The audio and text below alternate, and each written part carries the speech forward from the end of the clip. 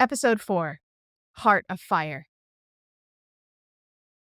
Sarkhan Vol recalled when he felt like he'd live forever, like he'd never grow old, like if he were to fall, it would be into the arms of legend, remembered forever as a thing beautiful and fearsome as the dragons themselves. He felt old now, brittle and bitter, broken, not like a sword in war shattered by an adversary, but like an egg moldering from the inside, decay eating through the shell. These days, Sarkhan found himself worrying he wouldn't die, that he'd instead continue eternally on as this husk, nothing but rot on the inside, all his dreams and glories turned to maggot food, like when he was under Nicol Bolas's thumb.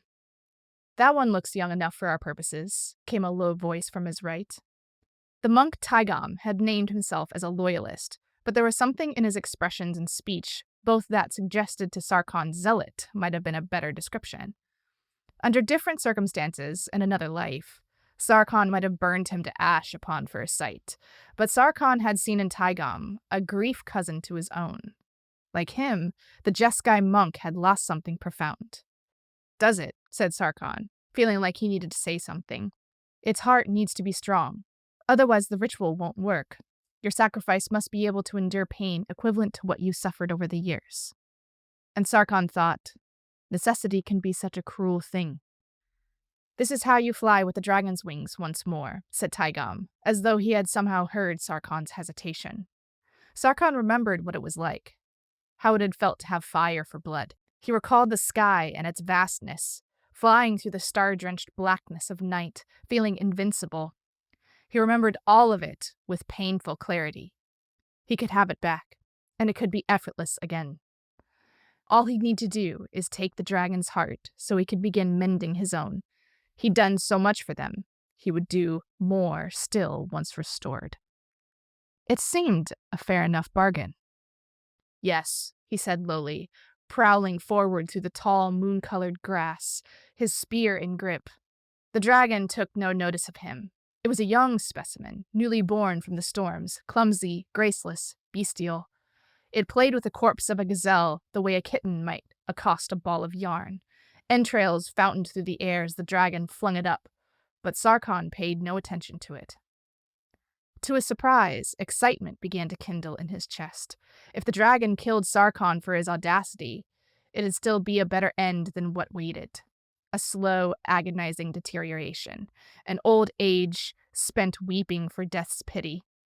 To die here, to die in battle with the dragon. Yes, that was the exit Sarkhan vastly preferred. He raised his spear infinitesimally, balancing it along a muscled shoulder. Taigam had given no indication if he planned to participate in this hunt. Too late, Sarkhan wondered if he should have asked. There was a risk now the monk might misstep, costing Sarkhan his quarry. But he would deal with that, should the time arise. Now he had to focus. The dragon paid no notice to Sarkhan until he crouched 5 feet away. The wind shifted direction, carrying his scent to it. The creature raised its head, its expression the same as the one Sarkhan had once seen on the Sultai nobleman's much-pampered pet cat. Mouth slightly ajar, nostrils flared. It sniffed the air. There was no fear in its gaze, no menace either, only the innocent curiosity of a young predator that hadn't yet learned the world wasn't just a feeding trough. Sarkhan unfolded from the grass, raising his spear.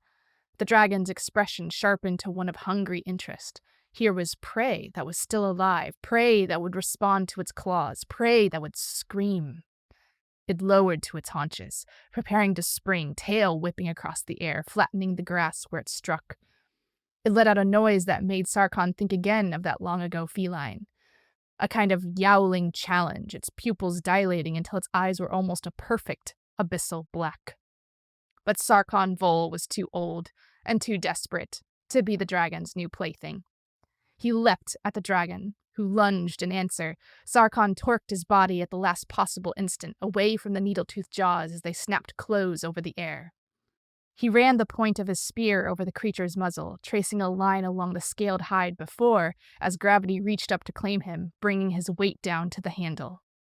The blade sank through the dragon's cheek, and then deeper. Sarkhan kicking so momentum would carry both him and his weapon along the curve of his prey's throat, goring it open. Blood sheeted down across the grass. The dragon tumbled forward, bleating in pain, writhing and bucking, calling in a choking wail. And Sarkhan might have felt sorry for the beast if he wasn't so exhilarated by his success, and if Taigam hadn't said in a low, urgent tone, "Quickly, we need the heart before it dies." Death was racing them to their prize. Already the dragon's thrashing was beginning to lessen as more of its blood emptied over the grass, its cries quieting, thinning to gasps. Luckily, there were two of them, and the work that Sarkhan's spear had begun would allow them to finish their task. Taigam raised his hands, calling to the air a blue fire that manacled itself around the dragon's limbs, pinning it to the cold soil of the steppes. "Hurry," he urged. Sarkhan brought his spear above the creature, its screaming renewed now that it was bound. It was dying, and it understood that now. It was dying, and the instrument of its death stood over it like the farmer over his ailing bull, no longer good for anything but its meat. Almost, Sarkhan faltered. For as long as he had been alive, he had loved dragons, venerated them. This act was a blasphemy, a profaning of everything he'd once seen as holy. But he'd come so very far. Wasn't this the way of things, too? The strong endured, the weak perished. The deer was sustenance for the wolf. If the dragon could die to someone like him, it didn't deserve its heart. Besides, it was too late for second thoughts. If he stopped now, the dragon would die, but it would be for an old man's cowardice instead of a warrior's redemption. Sarkhan told himself this as he saw the dragon open, reaching up with both hands into its ribs and taking a hold of its massive heart. Out of sight, Taigam began to chant, and Sarkhan droned its counterpoint, the words boring through his mind as he spoke them, like insects tunneling into his brain. They itched. They made him want to dig into his skull and extricate them. Sarkhan had no concept of Jeskai magic, but even in his ignorance, he recognized the spell's corrupted nature, and some part of him sadly thought for the first and last time, "We have made a mistake." As the spell reached its crescendo, Sarkhan lowered his face into the entrails of the dragon, his nose clogged with the coppery stink of its dying, and with his hands still clasped around the creature's heart, he bit down into the organ. Incarceration by the Abzan was not part of Narset's plan. It happened quickly. The Abzan Outrider scouts, who found Elspeth and her on the borders of the Storm Plains, were quick to tell the pair that they were not authorized to be there, and so were being apprehended for questioning. Narset tried insisting that their presence did not go against the accord created by the clans. But then the scouts asked what accord, and Narset was forced to admit the other khans hadn't unanimously agreed upon the exact terms of said compact. It had stalled somewhat in the review process. Nonetheless, it was agreed upon that they'd at least try to see if the policies drafted would work in practice. Surely that counted. And the scouts had stoically listened to Narset's explanation, exchanging nervous looks between themselves before saying in brisk but apologetic tones that they were still required to take the two in for a conversation with their khan. Otherwise, it'd be on their heads. Narset acquiesced, if reluctantly. Elspeth looked as if she wanted to fight, but was placated by her companion's insistence that it wouldn't take too long, lapsing into a statue-like silence. Courtesies were owed, and they had, of course, gone to the Storm Plains rather spontaneously after they had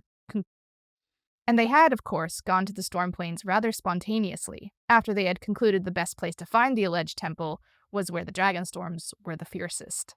6 hours after they were taken to Arshen, Elspeth broke her silence and said, "Why do we delay?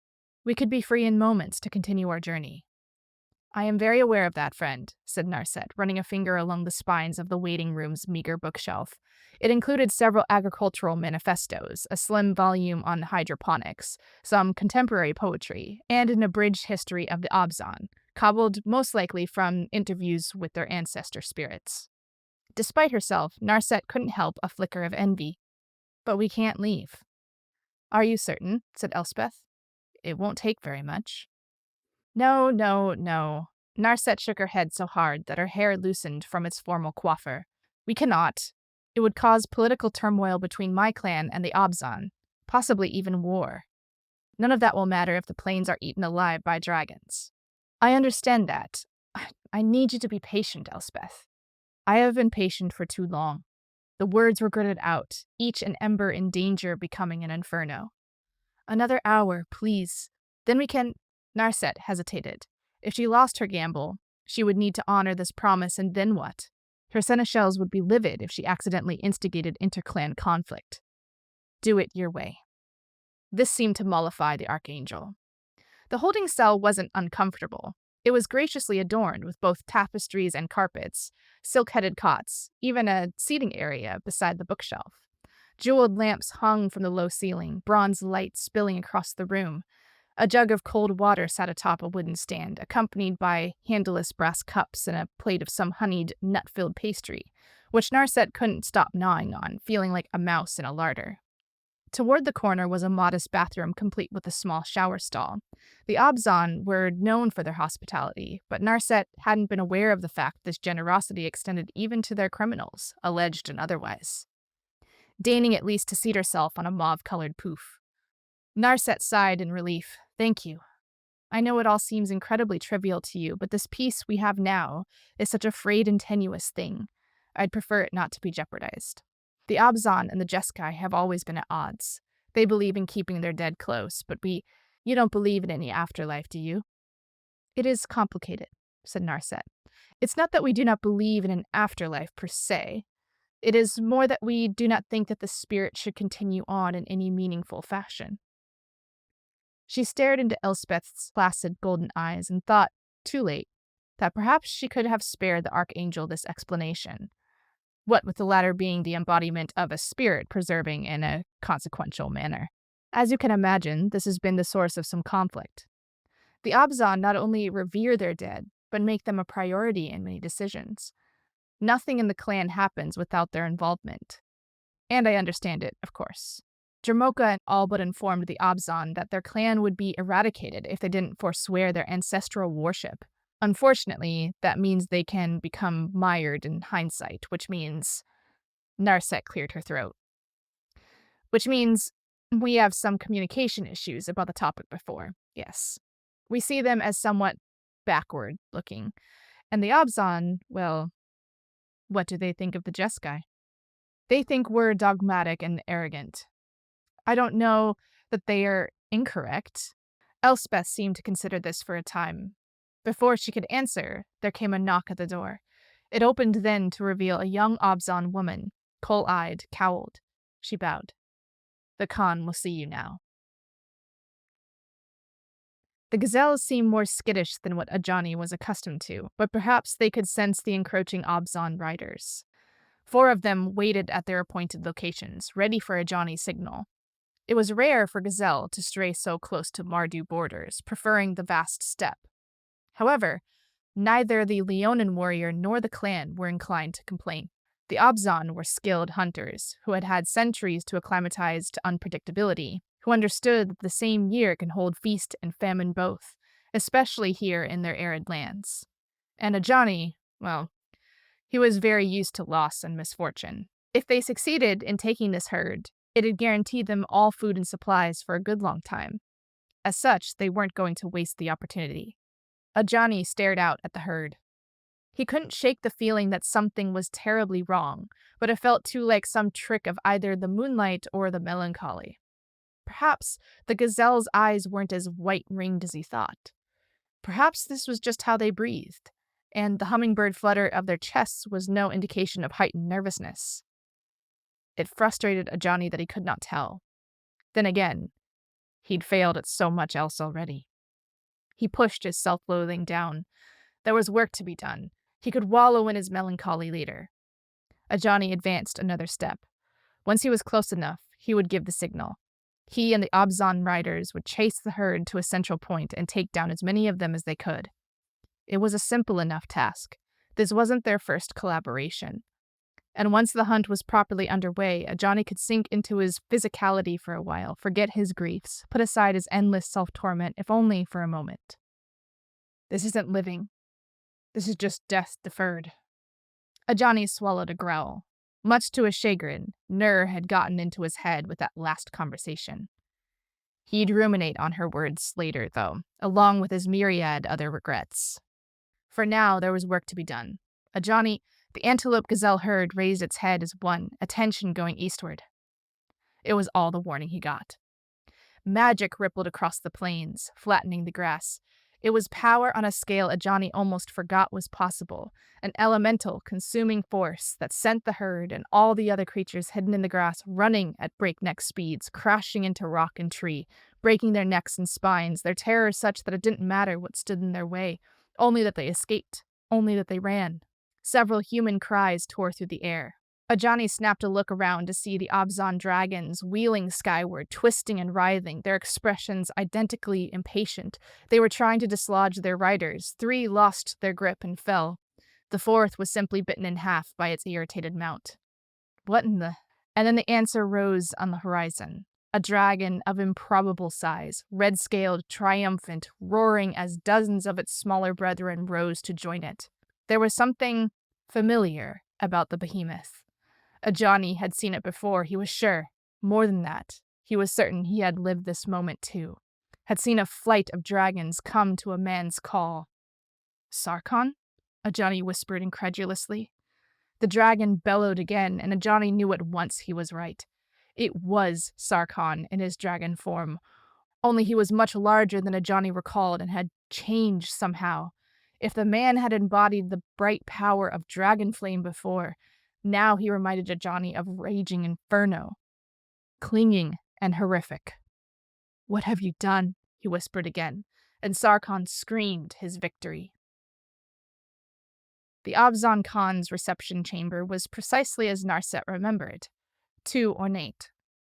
She appreciated the attention to aesthetics, but there was a space here being wasted on frivolities, like glassware, when there could be shelving for books. But fellow Thor wasn't Narset, and Narset knew she couldn't impose her vision of the world on others, at least without their consent. Still, it has been a long time, Khan Felothar. Narset bowed low. I trust you have read the policy draft. I am interested in your feedback for the second iteration. Felothar was a soldier before she was a Khan, and she dressed still in a martial manner.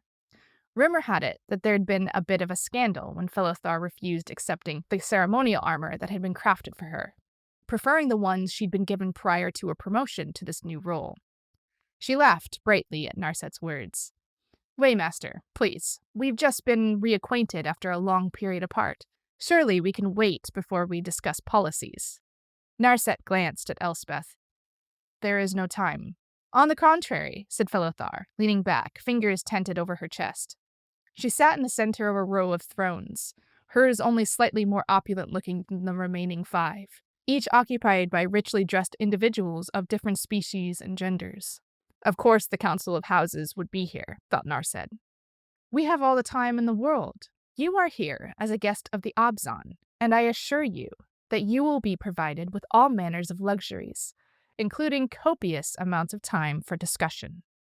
That isn't, said Narset, stiffening, how time works. Felothar's smile lengthened. Nonetheless.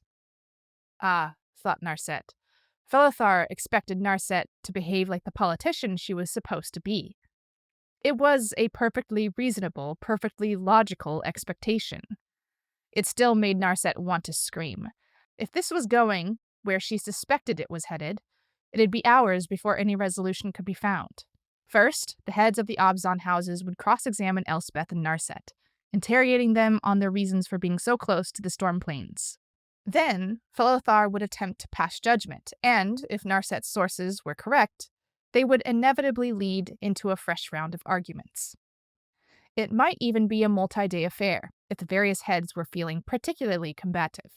Any other day, Narset would have steeled herself for the dull, drawn-out process.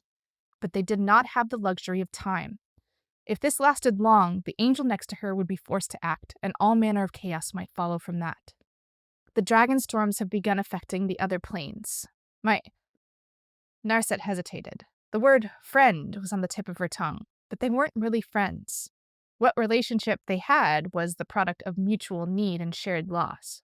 So she decided on something safer. Colleague and I are on a mission to determine whether it is possible to ameliorate the problem both for Tarkir and the rest of the multiverse. Pwah! What concern are those other worlds to us? Hissed a woman so old her tanned features were all but buried in their wrinkles. What I want to know is why you're deflecting from the matter at hand. It is suspect when a Waymaster, said Narset automatically, of another clan enters Obzon territory without prior notice. House Amesh has not forgotten when one of your predecessors did the same. Yes, the House of Courage holds grudges like heirlooms. We're aware of the history, said a willowy man, tall and elegant in posture. He fluttered a hand at the older woman, who glowered at him. However, I say we let the past live where it belongs. Though, since we have the Jeskai Waymaster in our company, perhaps this is when we might negotiate the terms of one of our more minor trade agreements. House Fenzala, if I may be so bold, said a portly, long-eared male Einok. House Mivok has had a long-standing interest in the red mineral that has arisen in Jeskai lands. We are here to discuss the matter of the Waymaster's intrusion, trumpeted the representative from House Amesh, banging her cane into the polished stone floor. Those are frivolities. Trade is what ensures that there is food in the bellies of our soldiers, said the head of the House Mivok without rancor. I'd hardly call it a frivolity. More squabbling broke loose through the hall. What Narset assumed were more minor dignitaries were beginning to contribute their opinions to the situation. One demanded that Elspeth be inspected by their physicians to ensure she wasn't a dragon.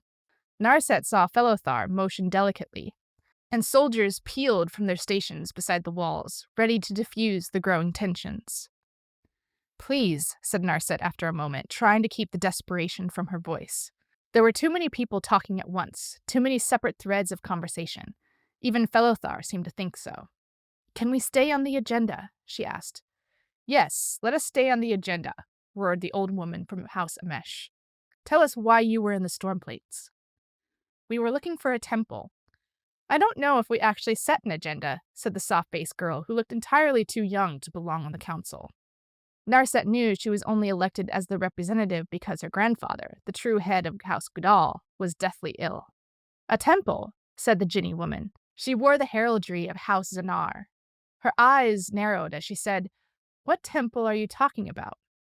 I do not know for sure, but we were told by a voice of the crucible of the spirit dragon that there was a temple we needed to find in the Dragonstorms.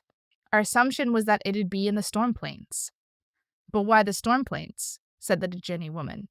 The Storm Plains happen everywhere on Tarkir. A voice in the crucible?